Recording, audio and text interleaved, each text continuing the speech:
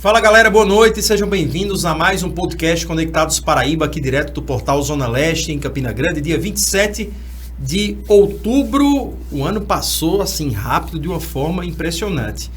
Para alguns demorou um pouco, dona Daniela, porque só hoje que vai acabar, né, a propaganda política, né? Para alguns já era para ter acabado antes, né? Demorou até um pouco, viu? Rapaz, nessa quinta-feira termina, mas né? se acabasse, né, Gustavo? Boa noite a você, o pessoal do Portal Zona Leste e já os convidados.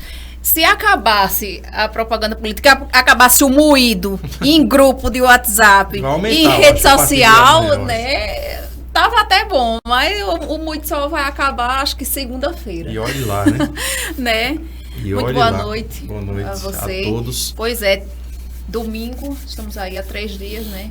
Isso. Como você vinha falando anteriormente, uma decisão muito importante, né? Uma decisão pra que vai Paraíba mudar, 2.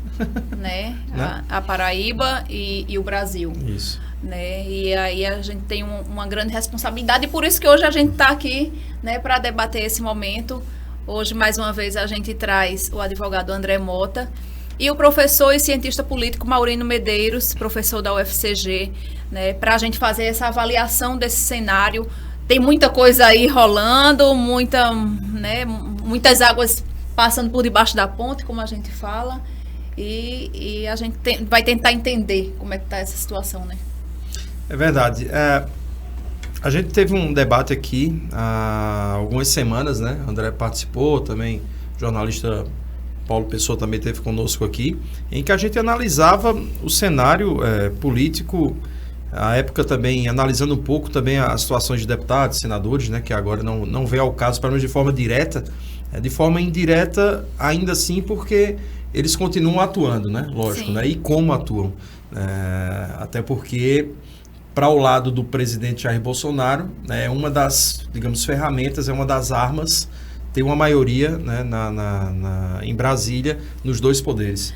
Então, assim, algo que pode não estar tão visível, né? Pessoas que, assim, não foram eleitas, que tomaram outros rumos também, né? A situação, ela se readequa, digamos, ao interesse próprio de cada um, passada aí a eleição para deputado e senador, né? Mas o que é que muda, vamos dizer, do primeiro turno, daquele debate que a gente fez no primeiro turno para cá?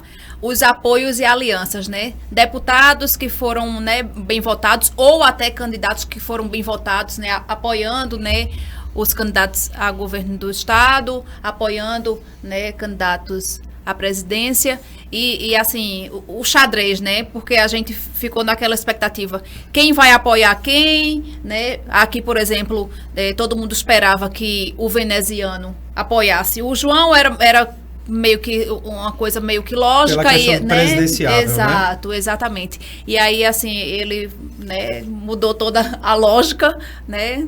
E eu não sei até que ponto isso foi positivo para ele, porque eu acho que talvez tenha sido um tiro no pé que o veneziano deu.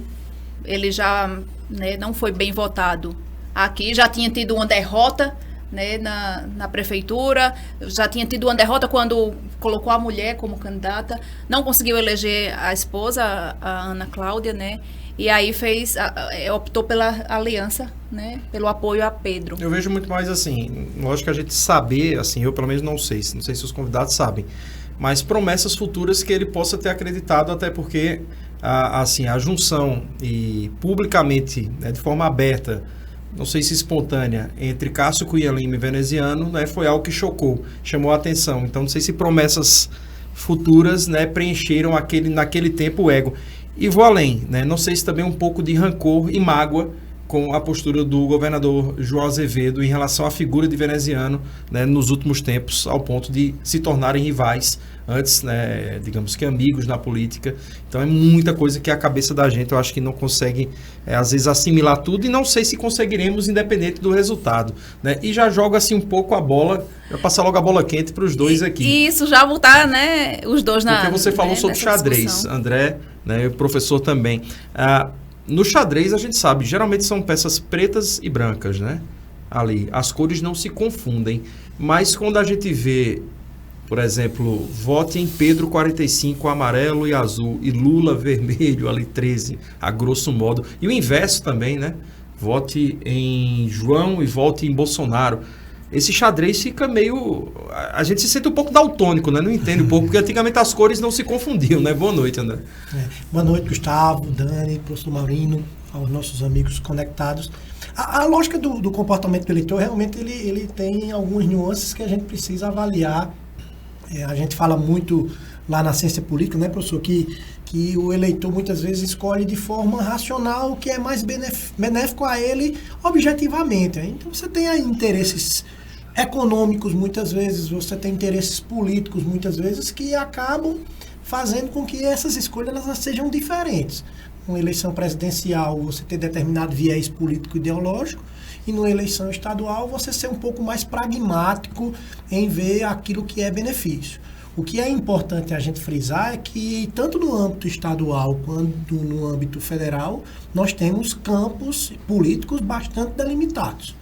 Não há como ninguém negar que, efetivamente, o eleitor vai fazer uma escolha sabendo o que é direita, o que é esquerda, o que é que um defende, o que é que outro defende.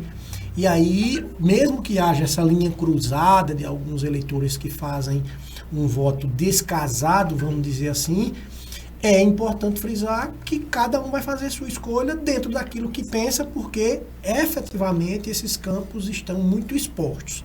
Mesmo que o Pedro não se exponha, o Pedro Cunha Lima, candidato ao governo do estado, não se exponha do ponto de vista de dizer que é Bolsonaro, mas aí não precisa ser nenhum neófito para compreender isso. Qualquer pessoa compreende que efetivamente o Pedro Cunha Lima defende um campo de direita ligado ao presidente Bolsonaro. Aí você vê todos os apoios que ele angariou no segundo turno demonstram isso. A própria posição conservadora do grupo Cunha Lima em Campina Grande demonstra isso claramente. Então, André, mas se fosse tão aberto assim, então ele não soube lidar e perdeu o apoio de Nilvan de forma tão simples assim, tão gratuita? É uma posição estratégica, porque Lula teve aqui na Paraíba 65% dos votos. Isso. Então seria meio que um suicídio político, Gustavo. Não sei se o professor Maurino concorda comigo. Ele assumir essa bandeira de forma muito clara. Embora no primeiro turno ele não tenha, né? Saiu com Michele. Saiu com Tebet aqui, com Tebet aqui. Ciro, né? Então ele ficou, assim, sempre em cima do muro, né? Isso, é uma posição de estratégia política e só as urnas vão dizer se isso foi bom, se ele foi acertado, né? Para ele, tá no jogo, tá na disputa, mas isso pode cobrar o preço, o resultado do domingo é quem vai fazer essa análise mais direta e objetiva. E outra coisa, essa eleição, o segundo turno é outra eleição. Né? O segundo turno não é a complementação do primeiro, pode até ser para presidente da República, mas quando se trata de eleições para governo do Estado, é outra eleição. Né? E eu vejo uma dificuldade muito grande com relação à candidatura de Pedro, primeiro porque essa indecisão dele de não tomar partido, né? E ele não tomou partido porque ele sabia que no Nordeste, esmagadoramente, o Nordeste escolheu Lula para presidente. Então, na Paraíba, do mesmo jeito, né? 65% esmagadoramente, principalmente no sertão. Imagina você ir com a bandeira no segundo turno para o sertão pedindo voto para Bolsonaro. Quer dizer, fica uma situação muito ruim. Então, para ele não perder esses eleitores, ele preferiu manter, não ganhar o que Nilvan traria. Exatamente. Ele preferiu ficar em cima do muro, né? Inclusive, hoje o Cássio Cunha Lima está no sertão, se eu não me engano, em Cajazeiras, com o Efraim, né? Que é da região, né? Que é da região, chegou lá, até poucas pessoas para recebê-los, né? Para tentar reverter, porque segundo informações tem as pesquisas internas, né? E lá no sertão a situação para Pedro parece que não está muito boa. Então eles foram para lá para tentar reverter essa situação. Né? E outra coisa, né? Esqueci até de dizer boa noite a todos.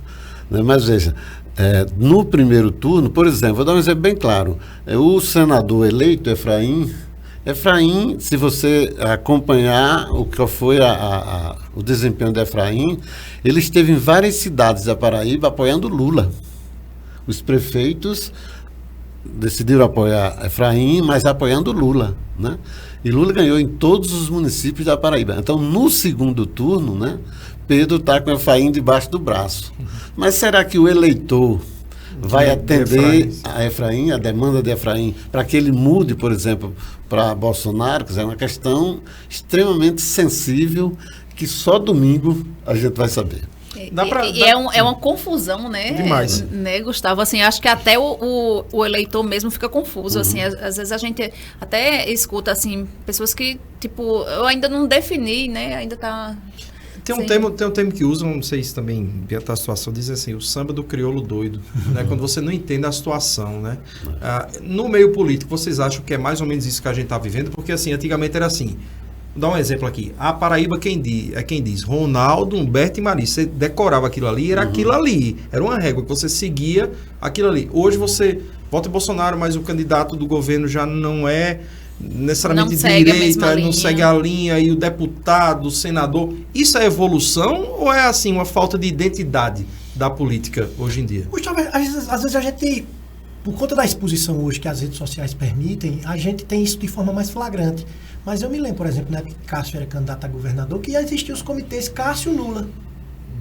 Porque Zé Maranhão era apoiado por Lula nas eleições contra Cássio, geralmente o MDB, Roberto Paulino, quando foi nas duas eleições de 2002 e 2006, mas se criavam comitês Cássio e Lula. Aqui em Campina Grande, por exemplo, a gente tinha muito isso. Então, muitas vezes é porque as redes sociais hoje exteriorizam mais isso, mas esse descasamento acontecia em outras épocas. É porque a gente muitas vezes não sabia, porque realmente a visibilidade das redes sociais... Hoje está muito à flor da pele, né? Está muito visível isso, quando você tem essa dualidade e essa diversidade. Mas isso acontecia de você ter votos em um lado de esquerda, outro lado de direita. Na época também, como eu disse, assim, como o Lula era majoritário aqui na Paraíba, também se fazia isso pelas campanhas do Cássio, na época que era candidato a governador. Eu acredito que isso é um sintoma que a gente tem visto mais, mas que já existia e a gente não tinha muitas vezes a ciência disso, porque era algo mais fechado. E outra coisa que eu queria chamar a atenção para vocês é, por exemplo, na cabeça do eleitor, e é uma coisa ruim para a democracia, né? Essa questão partidária não conta muito, né? Porque nós temos hoje no Brasil, né, uma verdadeira enxurrada de partidos com ideologia, partidos sem ideologia, né? E para a cabeça do eleitor isso deixa o eleitor, né, tonto, totalmente desnorteado, porque ele não sabe ele não sabe nem qual é o partido do candidato dele. Às vezes ele não sabe. O PT hoje é o único que consegue manter, pro bom ou pro mal, dependendo da cabeça de cada um que analise, o único que ainda consegue manter assim uma linha, uma imagem perante o eleitor.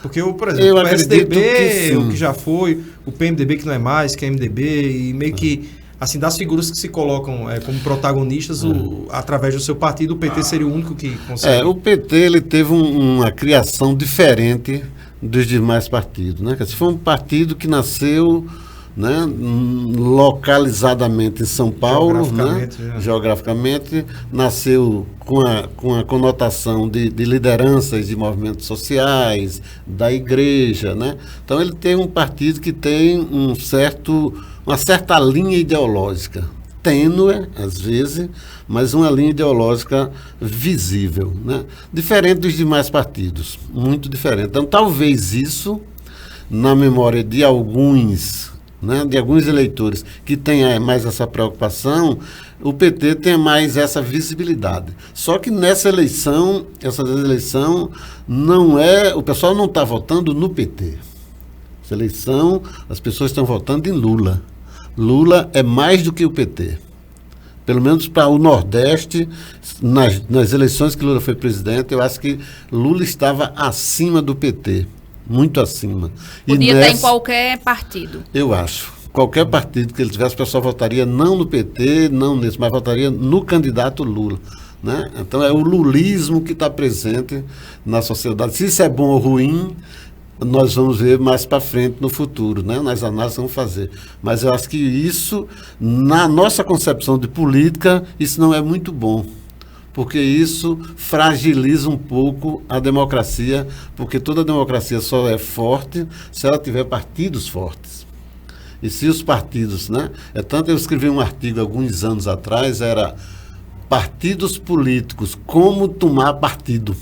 porque era uma fragilização tamanha dos partidos que o eleitor tinha muita dificuldade de escolher partidariamente aquele que iria gerir as decisões do país, a administração do país. Então, isso, no meu entender, pode fragilizar mais ainda a nossa democracia. Ô Dani, mais ou menos assim, no futebol, vamos lá, faz Lá analogia do vem futebol, né? Pelé jogou a vida inteira no Santos. Né? No Santos. Flamengo, ele vestiu a camisa do Flamengo uma vez, no amistoso. Não vem com o Flamengo pra cá, não.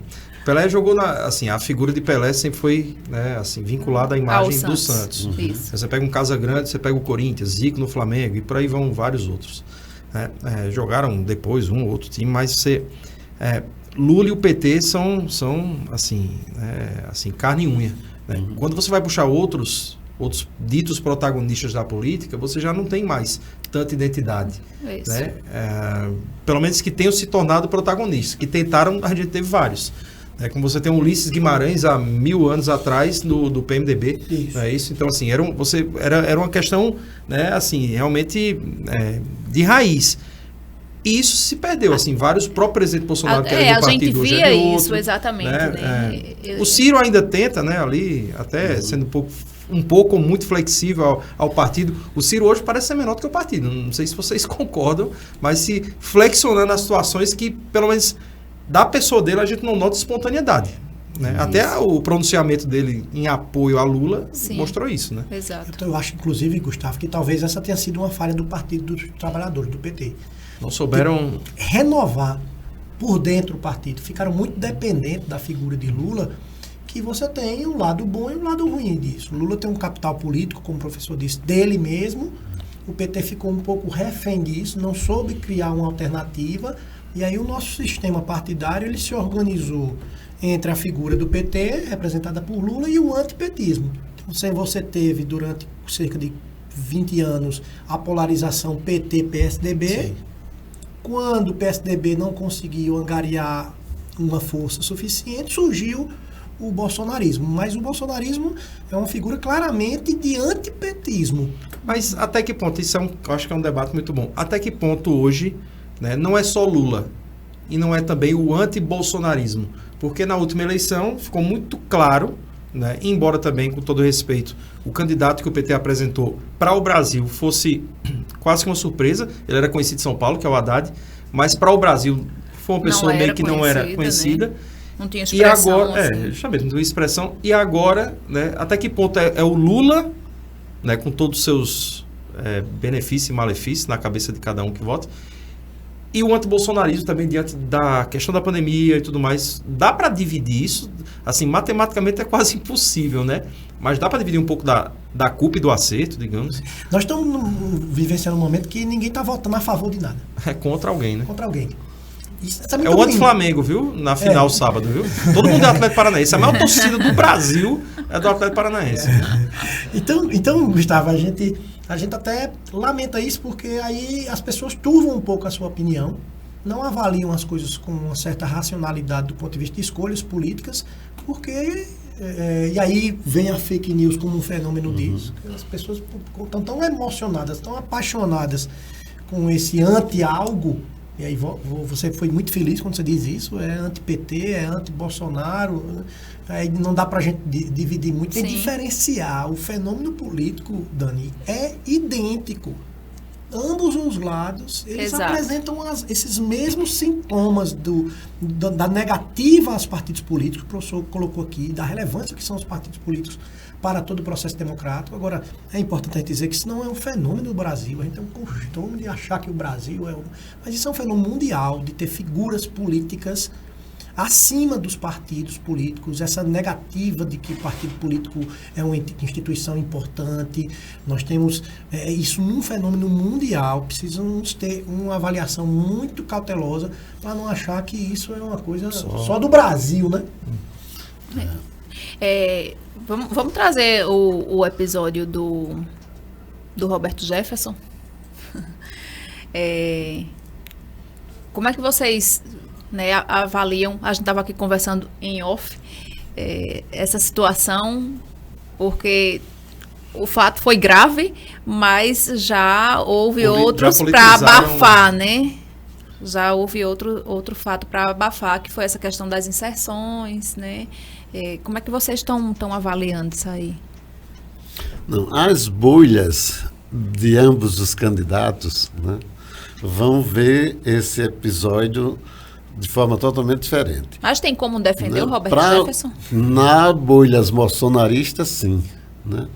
Inclusive, teve um momento que o presidente chamou ele de bandido e que vários bolsonaristas começaram a se incomodar com essa fala do presidente. Né? Achavam que o presidente deveria levar as Forças Armadas para defender o patriota e não atacá-lo. Então, quer dizer, e muitos deles pensam desse jeito. Se você for olhar recentemente, né, como está as mídias sociais, como tá, aí está lá muito presente isso de forma extremamente importante. Agora, na minha opinião, enquanto cientista político, eu acho que isso foi um fenômeno extremamente prejudicial para a democracia brasileira. Independente Independente a de se quem associa. ganhou com isso, né?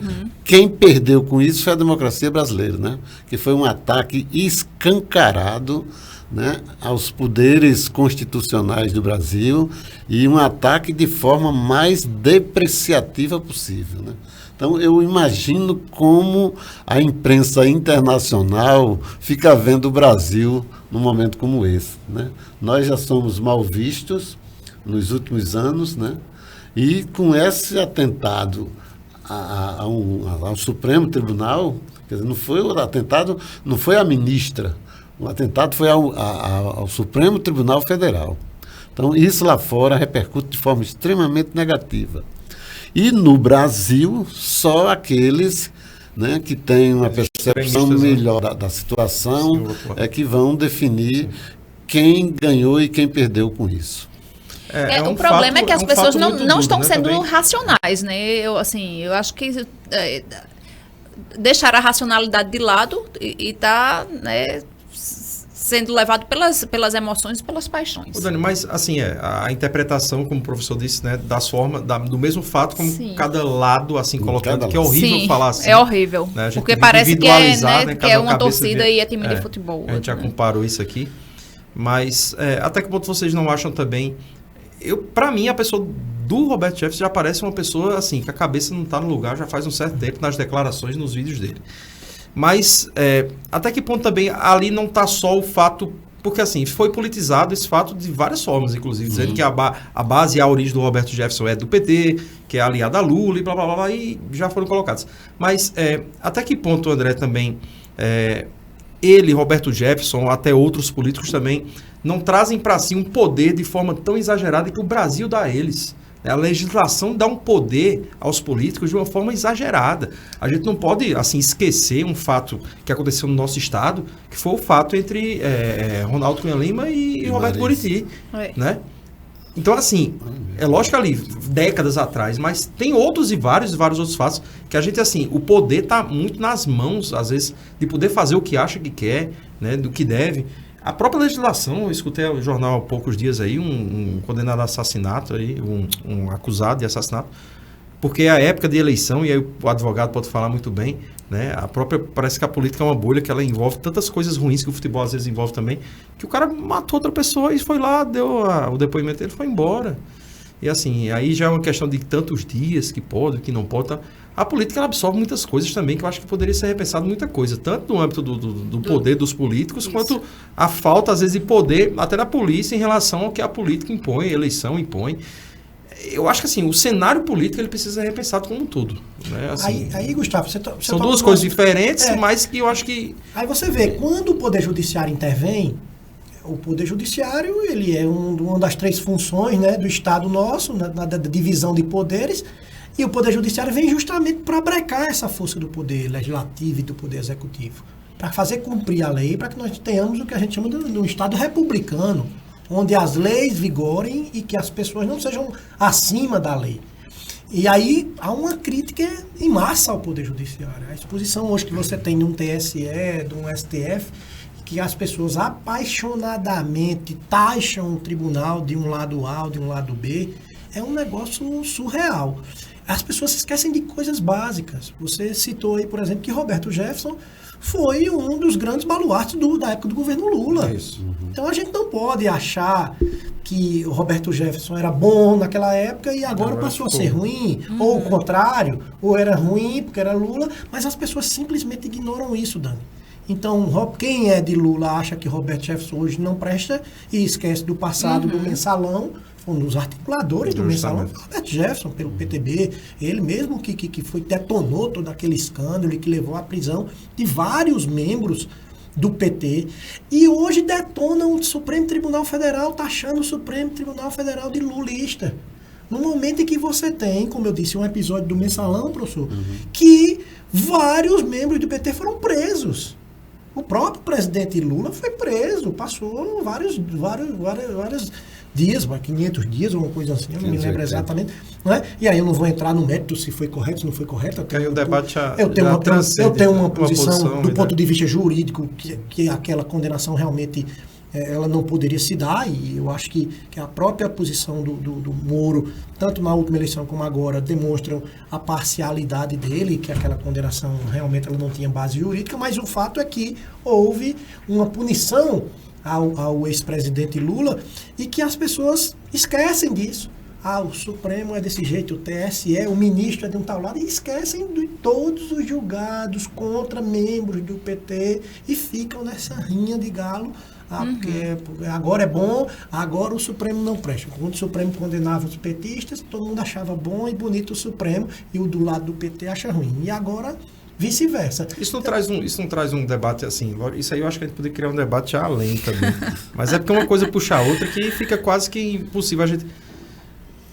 Meio que de forma um pouco que... Sei lá, assim... De quem não é do meio mesmo, assim, um pouco... Mas... muito se aponta essas relações que existem ou não existem de quem está lá e por que está lá e da forma como chegou lá. Exato. Em relação ao Superior Tribunal Federal. Que é o quê? De indicação. Né? E aí, salvo engano, Lula e Getúlio Vargas foram quem mais colocaram ministros, foram 6 cada um, ou PT ou Lula, lá. Né? A forma de chegar lá, André, ela não precisa ser repensada para que se evite isso. Porque, assim, é meio que não vamos trazer para o futebol de novo. É meio que quem julga o futebol, o 13 apontar alguém, o Campinense, e sempre vai ser assim. Os concursos, a meritocracia da coisa, assim, através do estudo, tal. Não sei, eu acho que é um momento, no mínimo, de debate, né? de rever. Porque fica debater. muito ligado, fica muito claro ou não, às vezes, que há um apadrinhamento, como se fala, isso. Né? E aí fica difícil separar, muitas vezes. Eu entendo, Gustavo, essa preocupação, e às vezes eu pergunto assim, qual é a sugestão? Você disse assim, uma seleção... Não existe no mundo nenhuma Corte Suprema, nenhum Tribunal Constitucional que seja por concurso. Então, essa hipótese, não existe isso. Mas, assim, na sua visão... Seria algo errado? Porque não existe no mundo, não seria certo? Como fazer. O Poder Judiciário, a gente até às vezes espanta a gente dizer isso, mas o Poder Judiciário ele não deixa de ser um poder político, Gustavo, no sentido de conter os outros poderes. Espanta. Sim. Eu sei que a gente diz assim, político, porque a gente acha que há uma independência, uma imparcialidade. Total. Essa imparcialidade, ela é um devaneio, E a forma de escolha das Cortes Supremas em nenhum lugar do mundo é por uma outra seleção que não seja de caráter político. O que é que ocorre em outros países? França, Argentina, é mesclado. Às vezes indica o presidente, outras vezes indica o poder legislativo. Sim. A gente queria isso no Brasil? Eu acho que não. Se eu defender aqui para nossos ouvintes que a Câmara dos Deputados ou que o Senado vai indicar o ministro do Supremo, eu tenho certeza que ninguém vai concordar. Então a gente precisa muitas vezes se fazer essa pergunta. Você se lembra que todo mundo aplaudiu, professor, quando se acabou o financiamento privado de pessoas jurídicas doarem para a eleição. O Supremo Tribunal Federal é uma maravilha, acabou com a esculhambação, agora não vai ter mais desonestidade, corrupção. Aí transferiram o problema. Para quem? Né? Para quem a conta foi? Para o povo. Para nós. 6 bilhões de um fundo de campanha. Partidário. Porque precisa ter. Então, muitas vezes quando alguém dá algumas soluções que a gente parece simples, eu digo assim, qual é a alternativa? Nesse caso do Supremo, as indicações são feitas pelo presidente da República, com um veto, passa pelo Senado Federal para aprovar. Obviamente que há esse viés político, não há como não ter isso. Aí o que você precisa fazer é a avaliação de como isso funcionou ao longo do tempo. Nós temos, como eu disse, vários ministros foram nomeados pelo presidente Lula, condenaram membros do PT e mantiveram o Lula preso. Então, eu posso taxar um tribunal desse de partidário? Quer dizer, partidário é só quando me interessa? É só quando eu discordo da decisão do Supremo? Eu discordo de várias decisões do Supremo. Eu discordo de várias decisões do Tribunal Superior Eleitoral. Citei agora a questão do fundo do financiamento de campanha. Eu acho que podia ter financiamento por pessoa jurídica. E sim, todo mundo é entendido como liberdade de expressão. Uma empresa privada dizer, olha, eu vou financiar fulano de tal, porque eu acho que ele representa os meus interesses econômicos. Isso é legítimo. Né? Então a gente precisa reavaliar isso. Eu critico muito as decisões, mas a gente tem que preservar as instituições. Esses ataques que a gente vê hoje às instituições por meros interesses políticos, né? E aí reverbera e transcende para ataques pessoais a figura de uma ministra, uma pessoa honrada. A ministra Carmen Lúcia é uma das maiores estudiosas do direito constitucional do país. O ministro Barroso, que também foi alvo de ataque, foi sempre um dos maiores constitucionalistas, mesmo antes de chegar no Supremo Tribunal Federal. Mas hoje, as pessoas, porque discordam de uma decisão do tribunal, passam a atacar o tribunal. Amanhã, se o tribunal dá uma decisão diferente, ele passa a ser aplaudido. Então, esse campo aí, vamos fazer novamente a analogia política, né? De 13 campinense, Flamengo e Vasco. Né? Vasco eu não posso nem falar, porque o Vasco não tem mais nem rivalidade, né? Com o Flamengo, né? Então, e eu sou vascaíno, posso chorar isso. Precisa acabar. As pessoas precisam ter um pouco de racionalidade, de abstrair um pouco o seu pensamento político e entender que a instituição cumpre o seu papel decidindo. Ele é provocado. O Poder Judiciário é provocado. Quando o Tribunal Superior Eleitoral dá uma decisão, quando o Supremo Tribunal... Mas tem se questionado muito em relação às posturas do TSE, que não necessariamente têm sido provocadas, né? Todas têm sido provocadas, Gustavo. Né? O problema é que as pessoas não querem saber. Mas há uma provocação. A Procuradoria-Geral Eleitoral provoca, os partidos políticos provocam, aquela questão da Jovem Pan, aquela polêmica da censura. Houve uma representação dizendo que a Jovem Pan extrapolou a medida da informação. E como uma concessão pública, ela tem limites. Aqui eu posso conversar o que quiser, eu e você, porque você não está utilizando de uma concessão pública. Eu respondo... Exatamente. Né, mas se a gente tivesse, Gustavo, aqui numa TV ou numa rádio que tivesse uma concessão política, nós teríamos muito mais restrições nas nossas manifestações, porque nós estávamos utilizando de uma benesse do Estado e nós não poderíamos, com isso, favorecer determinado partido político candidato à coligação. E aí sempre há uma comparação, né, professor? Porque assim, se pelo lado, digamos, da esquerda apontam, por exemplo, para a Jovem Pan, a direita aponta para a Globo. E aí é esse peso e medidas que a torcida, digamos, né, entende ou não entende, ou pesa de um jeito ou pesa de outro, né? Porque Gustavo, ficou muito claro esse embate, né, desde antes da eleição de 2018, entre o candidato à época presidente Bolsonaro, candidato a presidente Bolsonaro e a Rede Globo, né? Ficou muito... E outra coisa, assim, ainda volto mais para trás, assim, com relação à Globo, você está falando da Globo, né? Se você analisar, por exemplo, as eleições de 80, de Collor, até 2018, será que a Globo poderia dizer que a Globo era lulista? Ela nunca foi, né? Que nessas eleições sempre, e aquele último debate com Collor, né? Que Collor ganhou as eleições naquele debate, não sei se vocês lembram, em 89, se eu não me engano, né? Quer dizer, foi uma jogada, foi uma jogada muito bem feita da Globo e que Lula caiu como um patinho naquela dali, né? E ela fez todo um negócio para mostrar que o candidato dela era o Collor e não o Lula. E seguiu nas outras eleições. A Globo passou cerca de 6, 8 anos, vamos dizer assim, abrindo o Jornal Nacional e terminando com o Mensalão contra o PT. E as pessoas hoje, né, quem quer Bolsonaro, a Globo, Globo lixo. Quer dizer, é uma falta de mas é porque só vê o que, né? Assim, só vê o que quer, né? As mas pessoas, só vê o que quer ou a Globo assim, faz o que quer no momento que quer e que precisa. né? Assim, eu sei que as pessoas vão ser... A Globo, ela como concessão pública, ela tem uma responsabilidade, uma competência muito maior do que um cidadão comum, do que acha ou deixa de achar ou de pensar. Até porque eu, como cidadão comum, além do jornalista, o que eu falar no meio da rua não vai ecoar o que a Globo colocar no ar todo dia. Então, assim, será que é só o povo? William Bonner. Será que é só o povo? Será que é só, assim, as pessoas que veem? Ou porque algumas emissoras também de comunicação tomam partido? E outra coisa, vamos voltar um pouco para a gente pensar. Os meios de comunicação estão nas mãos de quem no Brasil, né? Isso. Quantas famílias detêm rádio, televisão, né? E essas famílias estão na política ou não estão? Quer dizer, então, é muito presente, se você fizer um mapeamento de quais as famílias que detêm meios de comunicação do Brasil. E o Nordeste é muito E no Nordeste, aqui mais a forte gente ainda, vê né? isso também, Então, quer dizer, né? isso é um peso importante, né? Eu duvido que eu ou você, né, consiga criar ter uma televisão, né? As dificuldades que a gente vai ter, uma rádio comunitária. Alagoas, a Globo é de Collor.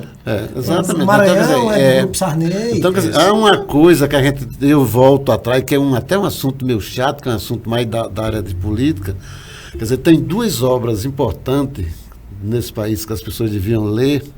Um se chama Os Donos do Poder, que é um livro de Raimundo Faoro, que é um catatal grosso e tal. E outro é Coronelismo, Enxada e Voto, para você entender o porquê, né, dessas classes políticas se perpetuar no poder, gerações após geração, né? O familismo, que é tão presente na Paraíba, no Nordeste, né? Aí chega um cara bem novinho, todo bonitinho, eu sou novo e tal, volta para trás para ver a origem familiar dele, para ver, né? Pronto, atualmente o nosso candidato a governador, né? Eu digo nosso, que eu digo, porque são dois candidatos, né? Isso. Por exemplo, o Pedro, qual é a linhagem familiar do Pedro? A família já esteve no poder quantas vezes? Dominaram quantas cidades na Paraíba, né? Então, no Brasil, o Estado patrimonialista que se formou, né, criou condições para que se perpetuasse essa imagem de que o político, quando chega ao poder, ele é o dono da cidade, né, ele é o dono do Estado, ele quer ser o dono do país, né?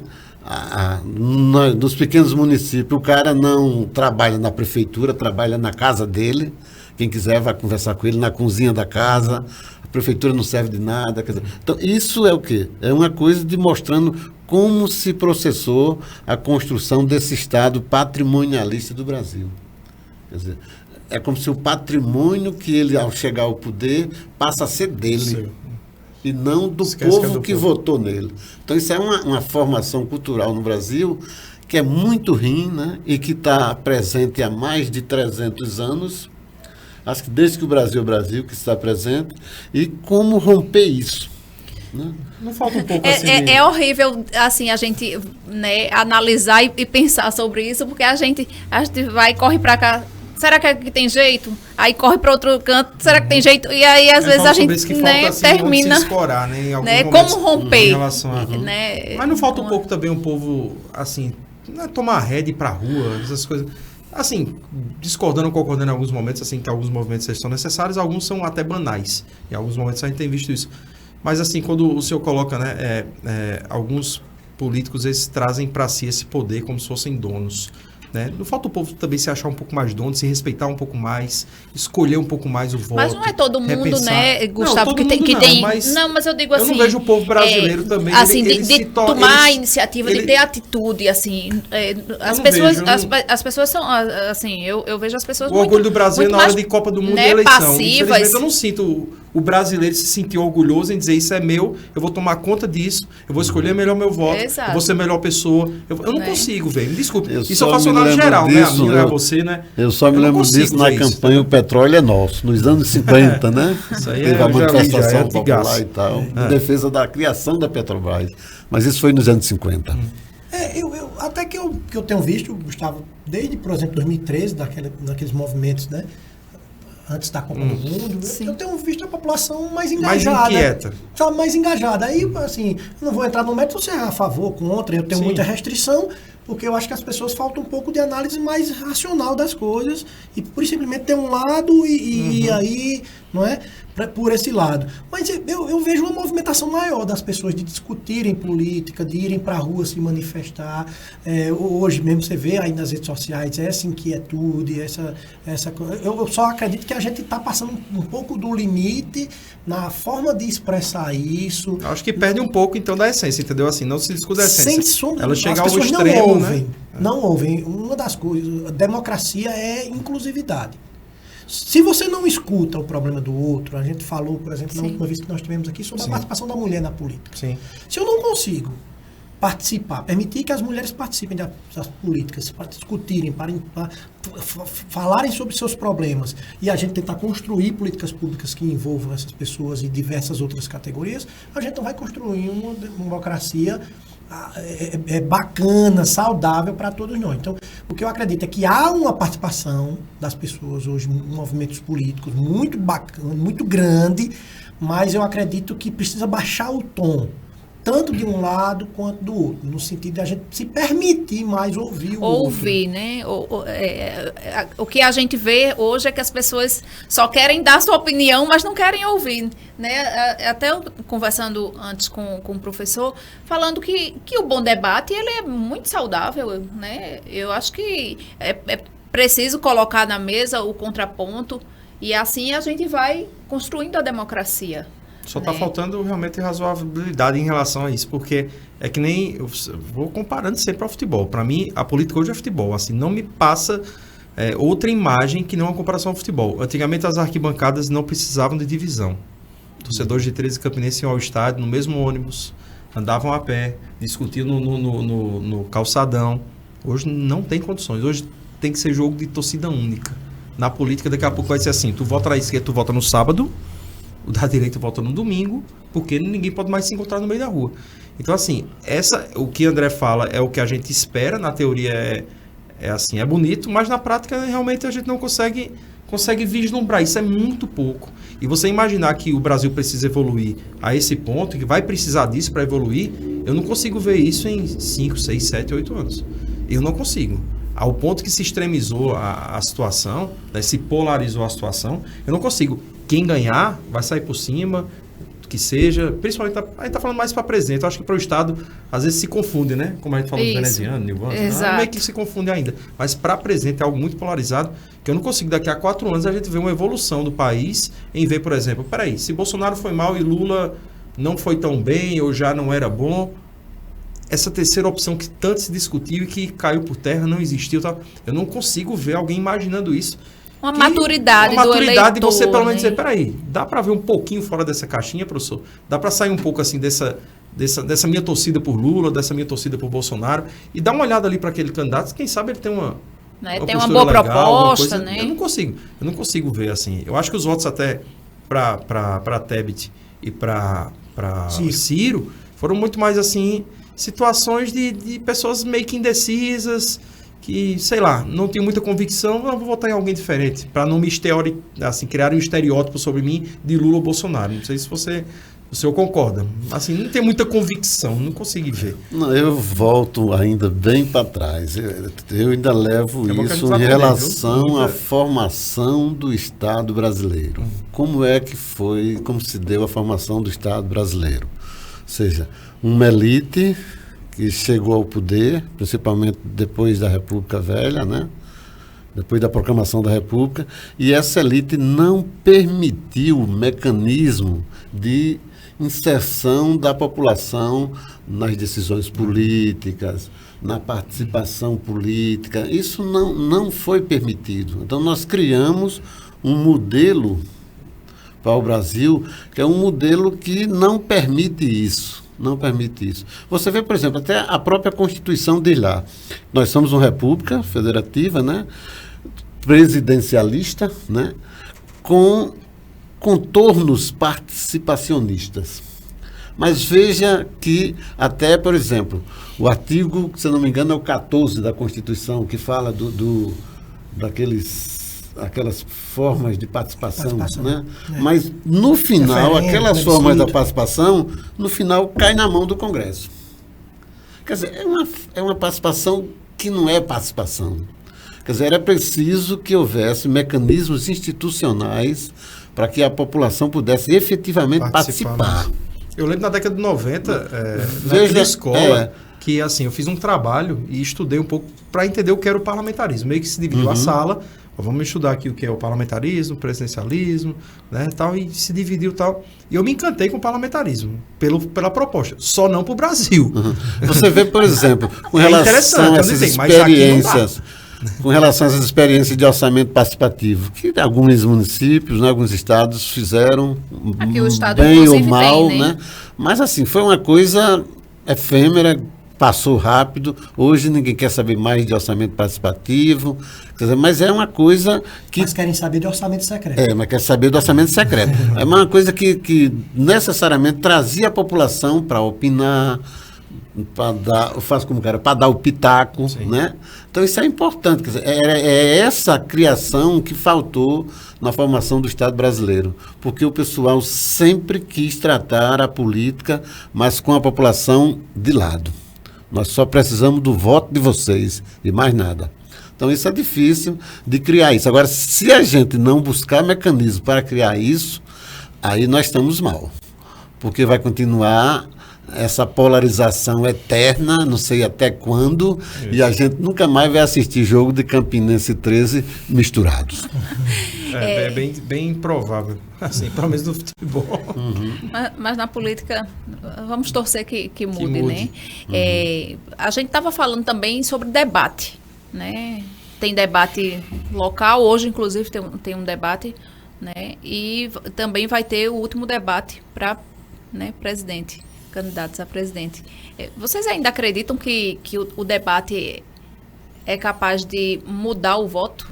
Ou tirar o voto? Estava anotado aqui, vou fazer essa pergunta aqui também em relação a isso também. Eu acredito que a gente chegou num grau de polarização tão grande, Dani, que as pessoas não escutam.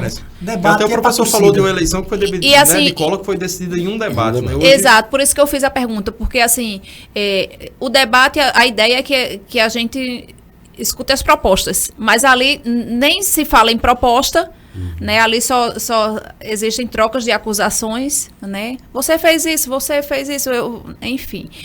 São farpas que são trocadas, né? E as propostas, né, ficam por água abaixo e quem está assistindo gosta né? Ele ganhou, ele... É o MMA da política. Então, assim, até que ponto, né...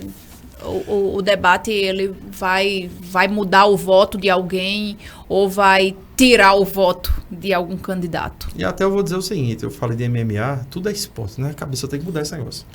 MMA é uma coisa assim, que é uma luta que eu levo até a sério. Não sei se vocês lembram da época da Bandeirantes, que tinha uma luta que era... Não, mas tinha aquele que era só de brincadeira, né? Que era telequete. Pronto. Hoje o debate é um telequete. Porque ninguém bate, ninguém sangra, né? Fica só se fazendo que tá batendo. Não adianta, você acompanha o debate. Eu gosto de assistir o debate e eu vou para as redes sociais, porque é bom demais, né? Aquela resenha, mas é muito 10 vezes melhor do que o debate. Isso é que não é aquele dente mole que você fica mexendo naquela... Os memes depois, né? Os memes depois. Termina o debate, com 30 segundos tem lá, fulano ganhou o debate. Quer dizer, é uma coisa de uma infantilidade, né? Assim, as pessoas estão tão infantis nessas coisas, então eu não vejo muito o debate mais hoje como um decisor de voto, não. Principalmente no grau de polarização que a gente tem aí hoje. A verdade, o professor até tem uma conta que ele faz aí, a gente teve aqui num evento, e ele já tem o Data Maurino, entendeu? O resultado da eleição. E eu diria que... Hoje teve até uma polêmica em relação a esse negócio que vazou, não vazou. E eu acho, sabe, Gustavo, que a gente está aí, a eleição presidencial, que é 2% para lá, 2% para cá. Então, assim, não acredito que um debate, quem vai assistir, é porque já tem sua torcida. Vai assistir um jogo. Vai assistir por assistir. E exatamente, vai ser tua torcida, vai ficar nos grupos abastecendo com informação. Com fake news. Não vai mudar ninguém, nem vai fazer com que ninguém escolha A ou B. E aí nós temos aí 2 dias que vai ser na canela, né? Mas, por exemplo, tem gente que ainda diz, eu ainda não sei em quem vou votar. Não decide ali através... Eu não vejo. No Estado eu vejo mais. As pesquisas apontam muito que hoje o eleitor está muito mais consolidado de um ponto ou outro. Né? O eleitor já decide de forma bem antecipada. Tanto é que aquelas pesquisas aqui que a gente vê, por exemplo, assim, você tem capacidade de mudar seu voto, você pode ver que cada vez mais os índices são menos, né? extremos, né? Que as pessoas já decidem assim, eu não vou mudar meu voto. E outra coisa que é muito complicado, que vem daquilo que a gente disse do antes, Gustavo. Bolsonaro tem uma rejeição. Pessoas que não votam em Bolsonaro, 48%. Pessoas que não votam em Lula de jeito nenhum, 46%. Ou seja, é contra. Eu vou votar contra fulano de tal. Aí, um debate, não vejo. E a dinâmica hoje social, um debate de hoje, amanhã a pauta já é outra, já você já cria um fato político outro. E a gente vai ter assim, que na federal, né? Na estadual o negócio está federal. batidíssimo, né? Assim, nos debates estaduais tem sido praticamente as mesmas pautas. As mesmas Cagepa, né? Alimentação nas cidades, são Operação três Calvário, né? Família, pelo menos a família de Pedro parece que assim, deixou de ser um debate depois daquele primeiro debate da Arapuã, que era muito em cima e aquele negócio ficou até, assim, o pessoal discutiu muito, assim, Pedro tentando tirar um pouco do que o senhor falou em relação à imagem dele. Né, de a nova política de trazer, né? Tanto que, assim, a propaganda dele é Pedro, não é Pedro Cunha Lima. Se fosse outros momentos, mas seria se você Pedro analisar, Cunha Lima, né? se você analisar a campanha de Bruno, né? Bruno hoje, por exemplo, na rede social dele, hoje é Bruno Cunha Lima. Mas durante a campanha para prefeito era Bruno CL. Como se o nome fosse uma coisa, um peso, né, que ia prejudicar. Se eu não me engano, Pedro também. Pedro CL. Não, é Pedro Cunha Lima, né, nas redes sociais. Então, assim, querendo ou não, né, meio que querendo esconder. E o Cássio, todo mundo sabe que o Cássio é quem tá ali comandando, né? Campanha, né? É quem tá ali ele por até trás. demorou um pouco a aparecer, né? Publicamente. A gente falou sobre isso também. Mas assim, em nenhum momento, por exemplo, ele apareceu em guia eleitoral, né? Mas juntar o povo, exato, ele imagem. Mas assim, ele não aparece, né? Ele não tá ali para dizer, porque a imagem é extremamente negativa queimada, né, no estado. Mas é porque o Pedro começou com o novo, o que tem coragem, né? Isso. Então era preciso separar essa imagem. Mas dá para separar, né? Sim, não, mas às vezes você faz milagre, né? Em programas eleitorais, você tendo uma assessoria bem feita, você obra milagre.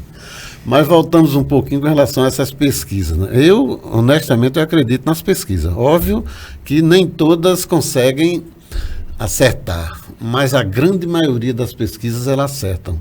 Eu digo até que no primeiro turno acertou, sim.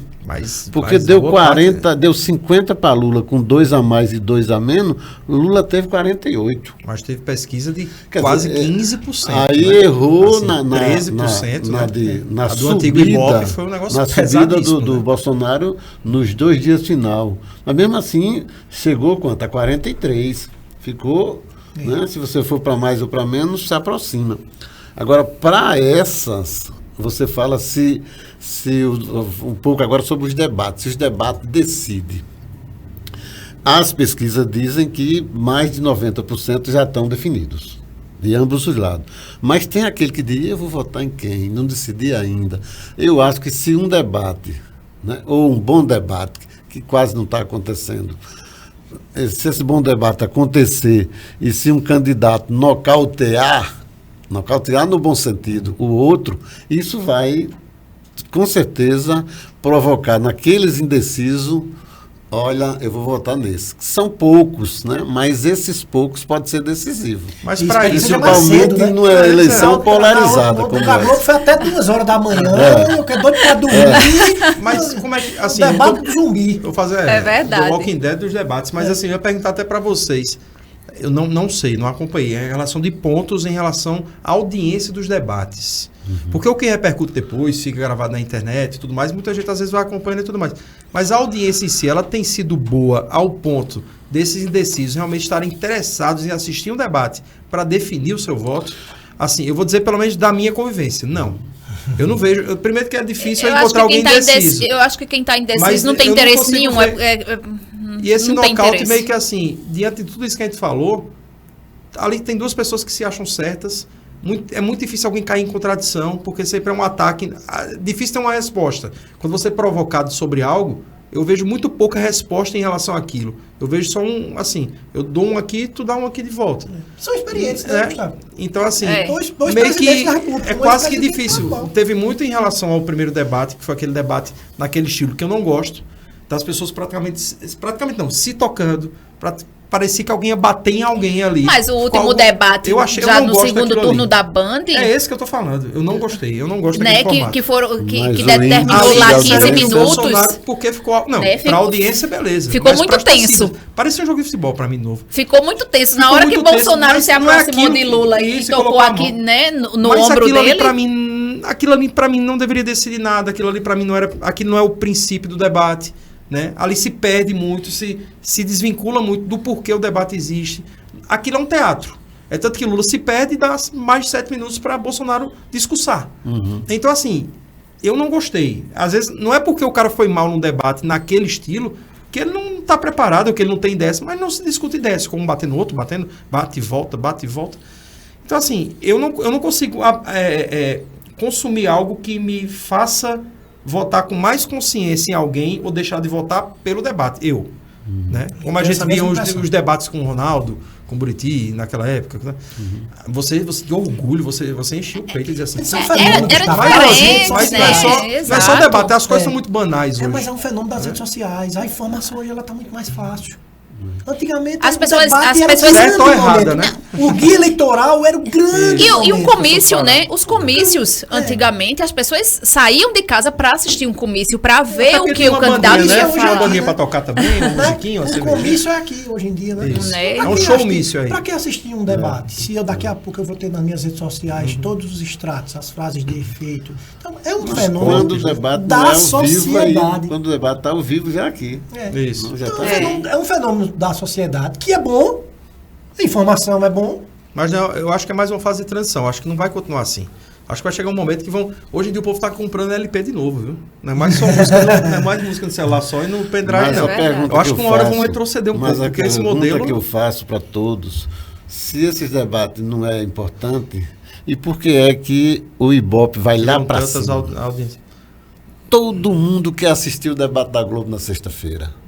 Pode reparar, se você observar, o índice de audiência pula para quase 40. O da Band foi o segundo da história da Band. Que são os dois únicos, né? Porque SBT e Record não terão. O povo se interessa ou em ver o espetáculo. As torcidas. Mas porque as torcidas vão acompanhar. A torcida e os indecisos também. Uma live deu 1 milhão e tanto. 2 dias depois, Bolsonaro fez outra com 1 milhão e tanto. Eu não acredito que ninguém que foi para que nem pro estádio, quem bota mais torcida. Vou ligar aqui só para pontuar, né? Eu vou assistir, porque... E ainda tem um pior, viu? Porque assim, o bom da democracia é o contraditório. Né? Você poder analisar também o que, porventura, você não... E em relação a essas lives, é justamente o inverso, assim. Então eu não vou assistir Lula, porque eu não vou dar ibope a ele. Olha como é. Era bom eu assistir Lula para quem sabe repensar alguma coisa. Né? Como o inverso. E no futebol é isso. O futebol tá do mesmo jeito. Eu não vou pro jogo do 13 para não dar renda ao Campinense. Ou ao 13. Do Campinense não vai... É sério mesmo. Eu acho que eu vou parar. Eu vou tentar chamar o professor André para conversar. Vamos escrever um livro sobre isso. Porque a política é futebol hoje. Pelo lado péssimo do lado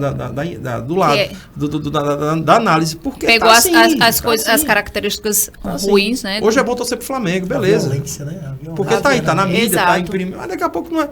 Então, assim, tá muito isso, tá muito polarizado, muito assim, torcida, não tá ideologia, o porquê. Você torce pra um time de futebol geralmente porque seu pai era, né? É mais ou menos assim, né? A política é para você... Aí você faz um ataque pessoal, né? O Campinense. Né? Porque eu sou o único raposeiro de uma família de 13 anos, né? Pois é. Eu até brinco... Que é coisa rara, né? Eu até brinco, Dani, que eu acho que talvez... Seu time é Pernambuco. Esse meu sentimento seja muito em relação a isso. Eu vivi a minha vida indo para o jogo do 13, porque eu gostava muito de futebol. Meu pai, 13 anos, meu tio foi presidente do 13. Papai, né, louco pelo 13. Embora fosse aqui do Zé Pinheiro, que é algo revoltante. Agora, a pessoa do Zé Pinheiro. Mas São José tem Raposeiro também. Jogou no Raposinha. Meu pai Silvestre Almeida e era 13 anos. Então eu gostava tanto de futebol, ou eu ia pro PV. Ele ficou muito triste com você. Ficou muito triste, mas ele se vingou, Dani. Eu tenho 2 filhas, as 2 são 13 anos. Então ele se vingou com categoria, comprou com 3 anos. Tem o caso de Adelino Aquino, que foi um dos maiores, né, ídolos do 13. Adriano, filho raposeiro. Eu tenho 2 filhos. Eu sou campinense. E os 2 filhos meus, 13 anos. Eu ia pro campo com eles, chegava lá, a gente se dividia. Eu ia para um canto, os 2 iam por outro. A nível nacional, eu sou Flamengo. Um é Palmeiras, outro é Vasco. Tá vendo? Aí os Isso meus é um amigos diziam, aprendizado, não tem noção. Os meus amigos diziam, você é um pai muito ruim, não conseguiu fazer porque os filhos seus torceram. Não, eu sou um pai democrático, que deu opção para eles escolher o time que quisesse. Tá mais fácil, então, hoje, ser um pai flamenguista e ter um filho, principalmente vascaíno, né, dentro de casa. Palmeirense, às vezes, até sai bem, né? Ainda sai. Do que ter um pai, por exemplo, que fosse bolsonarista ou lulista e ter um filho que não seja, assim, as famílias estão brigando muito, né? Então, o futebol brigava mais, hoje na política tá mais... Eu tenho isso na minha casa, né? Meus filhos, todos 2, são da Segurança Pública do Maranhão. Dá para dizer em quem eles votam, né? E eu não acompanho... Agora... É mais fácil falar sobre futebol ou política em casa? É mais fácil sobre futebol. Agora me diga uma coisa. Em relação às pesquisas, como é que vocês acham realmente assim, que vai ser o cenário tanto aqui no estado quanto nacional? Assim, vai ser apertado mesmo? Eu não dou 2% para lá, para cá, para um dos 2 lados. Tanto aqui no estado quanto... Eu acho, Dani. Eu acho que vai depender muito da mobilização, da capacidade de mobilização. Muitos apontam que há uma preocupação muito grande de abstenção de voto. Geralmente a abstenção ela cresce um pouco no segundo turno, porque não há essa mobilização, essa interação dos deputados. Sim. Né? Então há uma tendência que haja um aumento. Nada tão significativo, porque os votos válidos, ele já tem aí 20% entre abstenção, brancos e nulos, já é um percentual meio que padrão nessas últimas 4 eleições. Mas o nível de acirramento e de proximidade das campanhas está tão grande que talvez isso seja um fator decisivo. De quem vai votar, quem não vai votar. Se fala muito nisso por conta da dificuldade de transporte, muitas vezes. Que agora foi assegurado nas capitais, né? Mais ou menos, né? Porque eu vi a reportagem também. Que né, teve gente que foi para a rodoviária garantir e as empresas estavam botando... E vai dificuldade, ter, né? Não adianta a gente achar que não, porque vai ter. Porque tem um dono de uma empresa que vota em fulano, né? E ele sabe que ali na região dele, se forem votar, votaram contra fulano ou ciclano. E vai ser, e como é que vai penalizar? E é o Brasil e vai por aí. A gente vai comprar os ingressos aí de estudante, né? Acabou. Isso. Né? Não tem mais ingresso.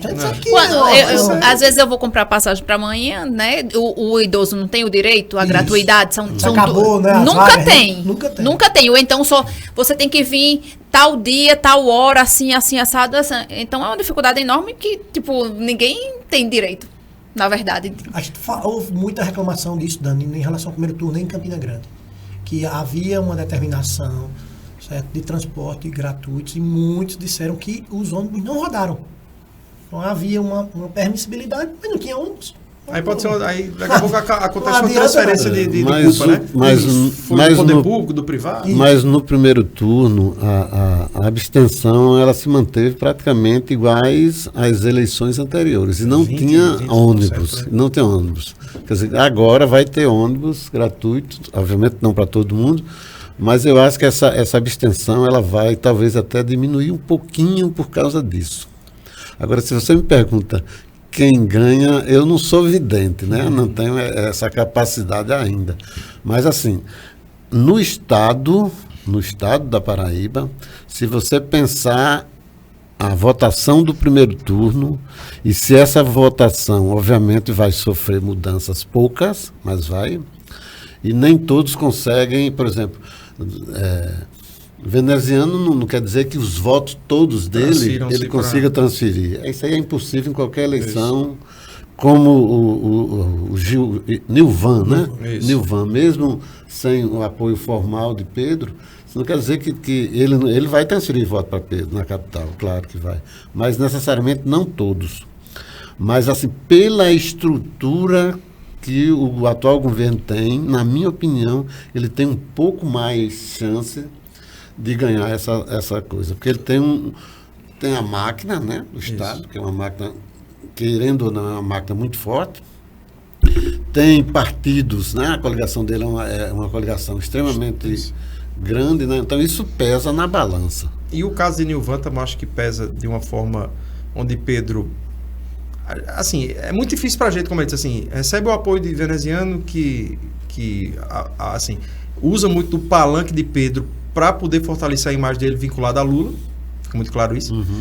Só que ele perde Nilvan, que em João Pessoa, né, ele não tem, em veneziano, embora tivesse o apoio dos cartachos lá, né, tanto peso quanto teria com Nilvan, com a votação que Nilvan teve na Grande João Pessoa, né? Não é João Pessoa, não, Campina.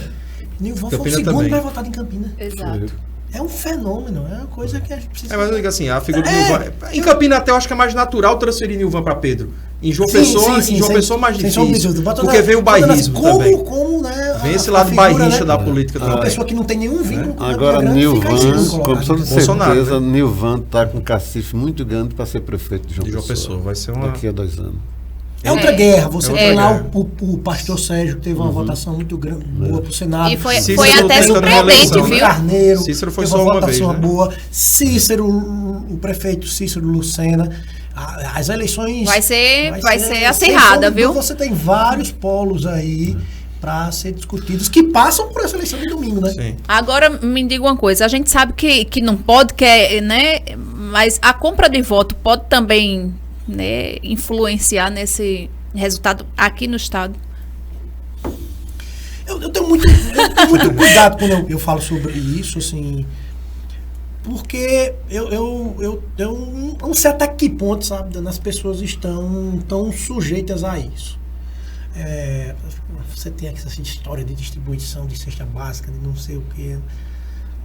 Obviamente que isso tem um impacto.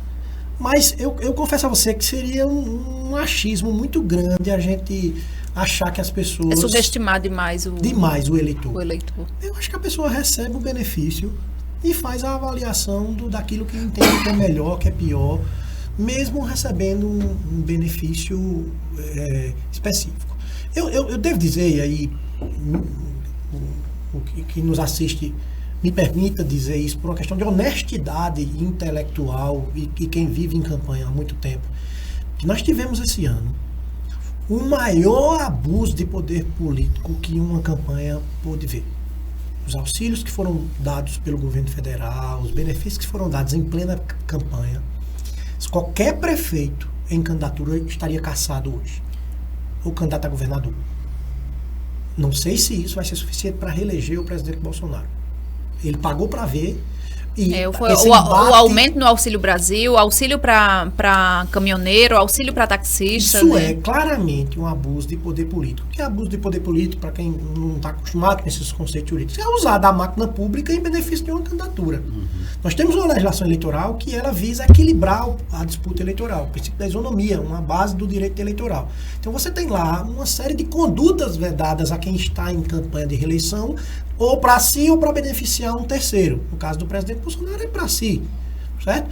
Então, nós temos aí uma série de restrições, a pessoa dar aumento, a estabelecer benefícios, né? Nós tivemos na Paraíba cassação por conta disso.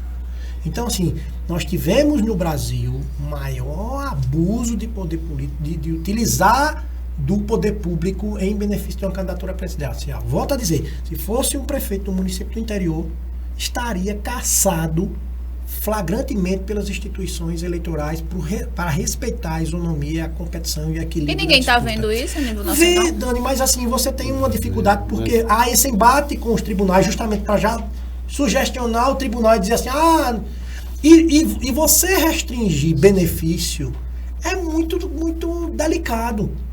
Os próprios candidatos de oposição, a gente faz muito essa leitura quando vai entrar com uma representação. Eu vou entrar, é um suicídio político. Se eu entrar com uma representação, pedindo para parar uma distribuição de uma cesta básica, que a gente tivemos em Campina Grande, a distribuição de 30 mil cestas básicas no primeiro turno. A gente podia questionar isso? Não, porque se diz o quê? Tá prejudicando. Tá contra... Então, assim, muito delicado isso, mas nós precisamos ter a leitura e entender isso. Isso desequilibra o processo eleitoral. Como está sendo utilizado, inclusive, André, a questão aqui no Estado em relação ao imposto sobre a gasolina, né? Também há um debate muito grande sobre isso, né? Que o governador entrou contra a diminuição do valor e depois voltou atrás. Então, há uma discussão muito grande sobre usar ou não do poder e que, infelizmente, né, assim, diante do cenário, isso está ficando à parte, né, a questão jurídica que deveria ser levada mais a sério, professor, e que está, digamos que assim, está saindo, está passando, porque outras coisas têm sido colocadas como prioridade e que não deveriam ser. Né? Não está sendo colocada em prática a lei. Veja, por exemplo, para o governo, né, ajudar os caminhoneiros, os taxistas, aí nós tínhamos que atender eles porque nós estávamos numa epidemia de Covid. Então, o Congresso Nacional aprovou aquilo, doutor. Inclusive com votos do PT também, claro. Mas aquilo ali foi aprovado. Então, é muito difícil você questionar ele juridicamente, porque foi uma decisão do Congresso Nacional. E principalmente nesse momento, né? Pandemia, tudo se isso, abraça. Não é que a gente seja para eleição. É só que você precisa ter um momento para que isso não seja utilizado de forma política. Aí você vê, agora, no finalzinho, né? Para a eleição, para o crescimento da economia, nós acabamos com a Covid. Mas para dar o negócio lá, não, nós estávamos dentro da Covid, temos que dar. Quer dizer, é um jogo político, né? E como você estava com o Congresso nas mãos, quer dizer, o Congresso aprovou, porque também estava no bojo ali, o próprio orçamento secreto, estava tudo misturado ali. E não tem como haver um questionamento jurídico para pegar no pé dele com relação a essas coisas. Por exemplo, os empréstimos da Caixa, né? Dos caras. Inclusive, né, quem recebe o auxílio em 11 pode fazer, dias, né? A Caixa distribuiu 11,1 bilhão em 11 dias. Ou foi 4,1 bilhão. Coisa desse tipo. Aí depois suspendeu, né? Tal. Mas, Tribunal de Contas suspendeu. A coisa já tinha... Agora sim, uma coisa que, será, e por que é que esse Auxílio Brasil, né, que de certa forma representa não a compra de voto, mas é uma política assistencialista, né? Mas por que é que no Nordeste não deu certo a Bolsonaro? Que o Nordeste é a maior região beneficiária do Auxílio Brasil, né? E o Nordeste deu para trás no Bolsonaro uma surra monstruosa de mais de 12 milhões de votos. Então, por que isso? É um fenômeno, isso também tem que ser estudado, inclusive pela ciência política, né? Que nem sempre, né, essa tentativa de compra de voto funciona. Nem sempre. Principalmente com as pessoas mais carentes, né? Que, teoricamente, todos deveriam passar para o lado de Bolsonaro. E o Nordeste disse que não. Disse, não é assim não. Como é que vocês veem essa, já que foi tocado no assunto em relação à postura... em grande massa do eleitor nordestino, essa discussão que há, né, que também já passou, né, foi uma das, né, assim, já não está mais, não, digamos assim, como diria na época, nossa, em voga, né, está um pouco meio que esquecida. Do teu tempo, em relação, eu estou admitindo, em relação à postura do eleitor do Nordeste, né, em que outras regiões, o presidente Bolsonaro teve um apoio maior, teve uma votação maior, e que o Nordeste elege Lula. Né, assim, essa vinculação / maculação também, que há a imagem do Nordeste em relação a Lula, né, e aí até já houve essa não discussão, mas levantamento de um ponto que já houve, acho que na década de 90, que o Sul tem que se separar do país, porque é um país à parte. A gente vive no mesmo país, vocês entendem que a gente vive nas mesmas condições, relações, situações, né, um país de dimensões continentais, sempre se fala isso, né? Ideologicamente parece que muito longe disso, né? Só assim, na hora de ir para a praia, né? Na hora de viajar, tanta gente vai para Gramado como o povo quer vir aqui para João Pessoa, né? Mas são vários países em um só. Gustavo, você toca num ponto que a gente precisa ter muita preocupação. No processo eleitoral de Dilma, a gente vivenciou isso. Também. Ataques gigantescos a todos nós nordestinos, dizendo que nós elegemos PT e tal. Eu estava relatando aqui, antes de você chegar, uma discussão num grupo de colegas advogados, em que, por conta dessa questão das inserções, que teria havido diminuição das inserções de Bolsonaro, e um colega, advogado, disse, isso é muito grave, essas inserções, essa manipulação feita contra os nordestinos. Aí eu disse, alto lá. Você não é nordestino. Você não nos atribua nenhuma condição de sermos manipulados politicamente. Esse discurso que você faz aqui é um discurso preconceituoso, porque você quer, já de antemão, ter uma justificativa se eventualmente o resultado eleitoral não for o que você atende. Nós, nordestinos, precisamos ter muito cuidado com isso. Nós não podemos admitir, sob hipótese alguma, que digam em quem nós devemos votar. Seja de Bolsonaro, seja de Lula. Sim. Nós não podemos aceitar, em momento algum, que se queira impor a todos nós a pecha de ignorantes. Campina Grande tem uma posição política, por exemplo, extremamente conservadora. E nem por isso eu deixo de amar mais Campina Grande, ou deixo de achar que Campina Grande vota certo ou vota errado por conta disso. Mas muita gente do Sul e do Sudeste tenta, por conta desse voto maciço que tem do PT aqui no Nordeste, que é um fenômeno, inclusive, que diga-se que era contrário. Antes de Lula ser presidente, o fenômeno era o contrário. Então, nós precisamos nos defender do ponto de vista, não queiram utilizar disso para dizer que nós somos manipuláveis, que nós somos ignorantes, que nós não sabemos escolher. O sul do país produziu Celso Pita, o sul do país produziu Garotinho, o sul do país produziu Aécio Neves, corruptos, maus políticos, como temos nós no Nordeste, maus políticos. Mas querer transferir para o Nordeste todos os problemas, como se a gente aqui não soubesse escolher politicamente, é algo que a gente tem que repudiar de forma veemente. E pode apostar aqui, você que nos assiste. Eventualmente, domingo nós tendo uma vitória do presidente Lula, os ataques ao Nordeste e a você que nos assiste serão gigantescos. Como nós tivemos aí a semana passada. Independente desse nordestino ter votado, né, no Lula. Vai no bolo, né? Vai viajar nessa próxima semana para uma cidade do sul ou sudeste, um nordestino, né? Como que vai ser tratado? Isso. Né? Essas eleições, eu acho assim, eu acompanho eleições como professor, né, estudando as eleições desde a de 89. Eu sou um estudioso dessas eleições. Campina Grande foi um fenômeno, sempre foi um fenômeno. O PT nunca ganhou em Campina Grande. Era considerada a Ilha Tucana, você lembra? A reportagem de Veja e tudo. Sempre era uma derrota do PT aqui em Campina Grande. Nessa eleição do primeiro turno, ganhou pela primeira vez na história, né? 118 a 102. 49 a 44, alguma coisa assim, né? Mas nunca teve isso. Então, um fenômeno, para mim, novo. Que eu também já tinha até discutido com um colega meu, dizendo, nós vamos se ferrar aqui em Campina Grande. Mas até que ponto é assim, algo de uma influência só presidenciável e não local?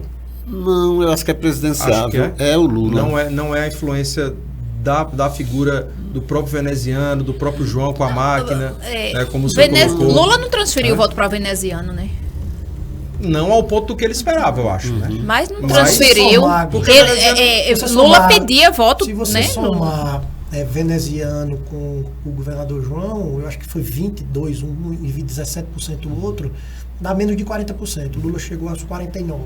Há um descompasso aí que talvez seja nessa direção que o professor colocou, que seria realmente o Lula que conseguiu alcançar esse percentual que, como disse, é uma vitória grande porque sempre perdia, né? Sempre então você perdeu. tirou uma diferença muito grande do que era contra para ser pró-Lula, que se eu não me engano foi isso, 49% Por exemplo, Lula. eu lembro das eleições que Lula, no segundo mandato de Lula, 2006, né?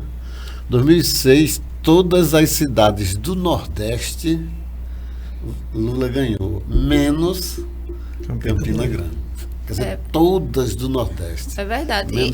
A última eleição, né, o PT não ganhou aqui. Não, nunca ganhou, então, nunca tinha ganho. Então, realmente Perdeu foi uma aqui. surpresa, assim, né, nesse Eu primeiro achava turno. que nesse primeiro turno Lula perderia em Campina, em João Pessoa e Cabedelo. Ganhou em todas. Pois é. Já vamos chegando, ao fim, né? Aqui do debate. Acaba sendo debate também, né? Assim, ninguém é candidato a nada aqui. É um debate de ideias, né? Esse aqui é muito melhor do que alguns debates que a gente tem acompanhado.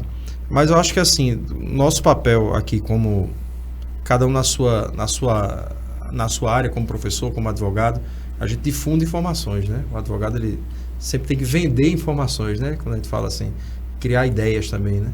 O professor também passa muito. O jornalista, eu tenho um pouco de medo de falar do papel do jornalista hoje, porque eu não consigo entender o papel do jornalista hoje. Eu consigo entender o meu papel, né? E por exemplo, na identidade que eu tenho com o Dani, né? Aqui no nosso projeto. Então eu consigo entender. O papel do jornalista hoje eu não consigo mais entender. Tá meio difuso, assim, eu tô meio que embaçado, né? Porque existem posturas e posturas e, assim, nunca foi uma classe muito amigável, assim, unida, né? Então, assim, eu não posso falar por todos, eu posso falar por mim. Mas é porque você não conhece os advogados, viu? Devo dizer, é muito menos amistoso essa relação. Mas pelo menos vocês têm uma organização organizada, a gente não tem nenhuma, inclusive, até que eu conheça. Mas, assim, como jornalista, pelo menos a mensagem que eu tento deixar ao fim é que, assim, se desarmem um pouco. Eu não estou falando de arma física, é arma conceitual, intelectual, né? Não deixem de ser amigos das pessoas porque elas votam diferente de você, né? Não briguem com seu pai, com a sua mãe, né? Que lhe criou, que lhe deu sustento, que lhe deu educação, né? Não é porque ela vota diferente de você que você vá se intrigar, brigar, né? Entre outras situações que têm surgido até mais extremas, né? Assim, não é possível que a gente viva a mercê, infelizmente, independente dos candidatos que aí estão, porque a gente, quando fala no meio político, a gente tem que falar do sistema como um todo, não merecem. O sistema não merece que a gente se indisponha com o que você vai conviver no dia a dia, porque a grande maioria desse sistema e das pessoas que o compõem só vão aparecer para você a cada 2 ou 4 anos. Então, assim, verdade, não de dá repente para estão ser ali assim. Brigando e daqui a pouco já estão juntos, né? Então, assim, o não que a se gente vê desuna de muito. quem, né, você é unido pela mão de Deus, pelo sangue, né, por histórias. Eu acho que o recado que eu tento deixar é esse, né? Se desarmem um pouco, né? Vão às urnas com as suas convicções, votem, e que quem ganhar ou quem perder saibam respeitar o outro lado. Aqui em Campina Grande, o local da comemoração, Parque do Povo, né? Para a eleição de governador e de presidente no centro da cidade, na Praça da Bandeira.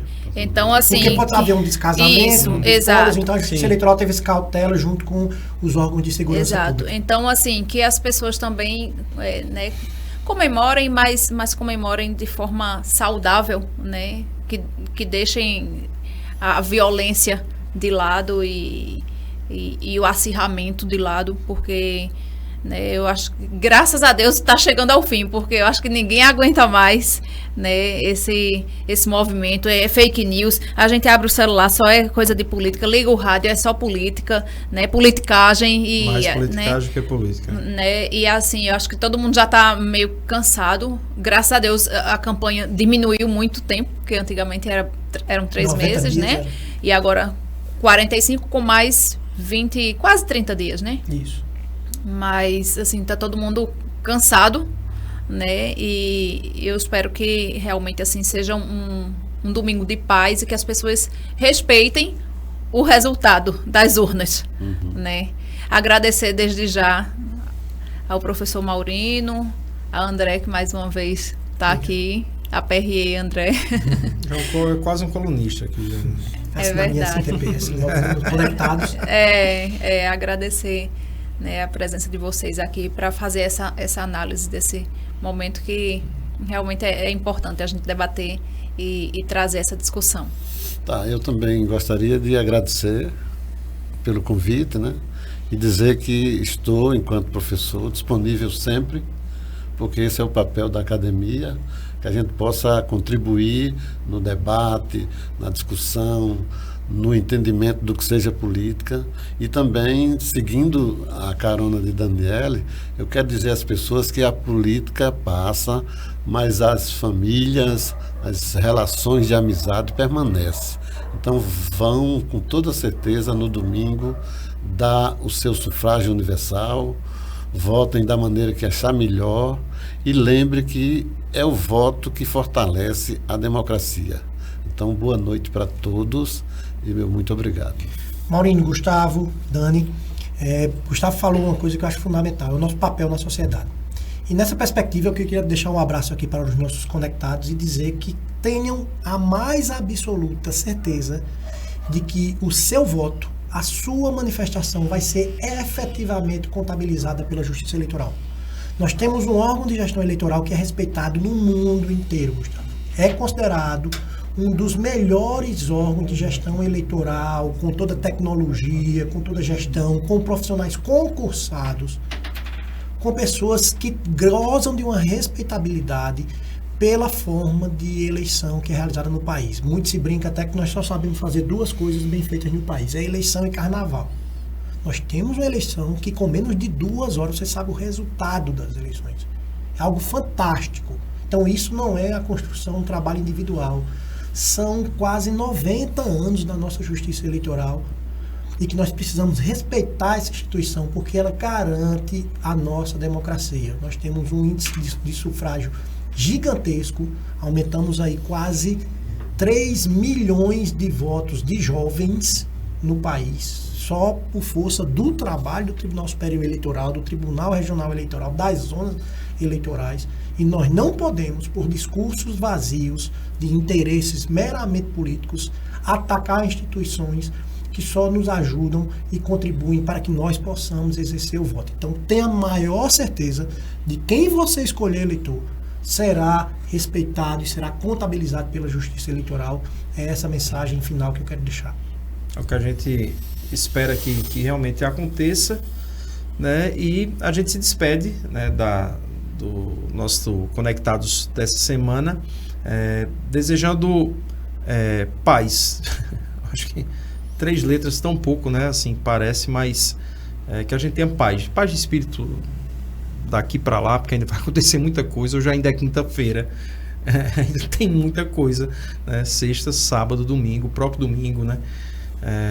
Durante o domingo e após, né? Que a gente volta a respirar um pouco mais leve, quem sabe, a partir da semana que vem. Alguns um pouco mais pesado, porque também se comprometeram de algumas formas, né, que acabam sendo... Verdade. O que tem agora é o povo apostando. O povo aposta casa, aposta carro. Daqui a pouco tá apostando até os filhos. Tem gente vendendo terreno lá em João Pessoa, tá, para pagar a dívida. Se não é fake também, que o povo também gosta de aparecer. Mas assim, cuidado, viu? Porque assim, você aposta um carro hoje, tem gente apostando com camisa da empresa, daqui a pouco perde o carro, o emprego. Né? É verdade. E assim, e aí? Não vai ser o presidente A ou B que vai salvar a tua vida de forma direta assim, não. Então assim, repensa, né? Vive o pleito, vive o momento democrático, eleitoral de forma saudável, né? Porque dessa forma, realmente assim, é muito, muito arriscada, viu? Vamos embora, né? Vamos embora. Um abraço a todos, boa noite, até a próxima semana. Nos sigam aí no Instagram, né? No nosso Instagram do Conectados Paraíba, e também lá no YouTube, ou aí no YouTube, né? Porque também o pessoal tá assistindo no portal Zona Leste também, né? Quem não tiver no YouTube, né? Acompanha lá também, a gente nos segue, vai lá no sininho lá, clica lá para estar sempre por dentro aqui do nosso Conectados, tá bom? Um abraço a todos.